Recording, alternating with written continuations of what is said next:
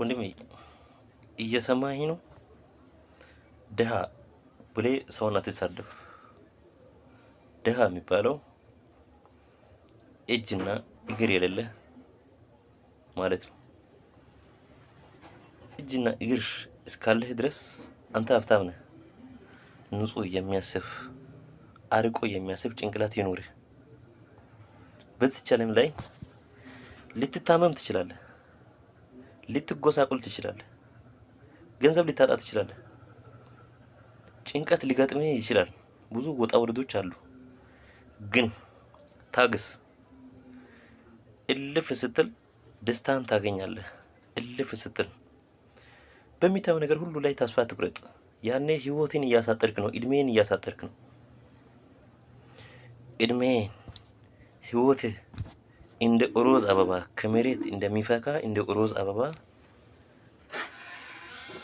ደስተኛ ይሁን ይፍካ ካልክ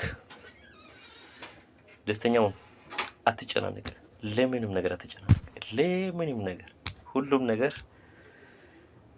ከጊዜ በኋላ ሰኞ ነግቶ ሰኞ መሽቶ ማክሰኞን በነጋ ቁጥር ቀን ቀይሮ ቀን ባመጣ ቁጥር ላንተ የተባለ ነገር ወደ አንተ እየቀረበ ነው። ወደዛ እየራቀ አይደለም፣ ወደ አንተ እየቀረበ ነው ወንድሜ። ግን አንድ ነገር እንዳትረሳ፣ ያለህን ነገር ባለህን ነገር ላይ እግዚአብሔርን አመስግን ወንድሜ። እግዚአብሔርን አታማርር። ካማረርክ ግን የምትፈልገውን ነገር ማድረስ አትችልም። ምስጋና ቢስ አትሁን። አመስግን፣ ዝም ብለህ አመስግን። ያኔ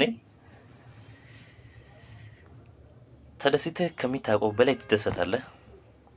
አይተህ የማታውቀውን ደስታ ታያለህ።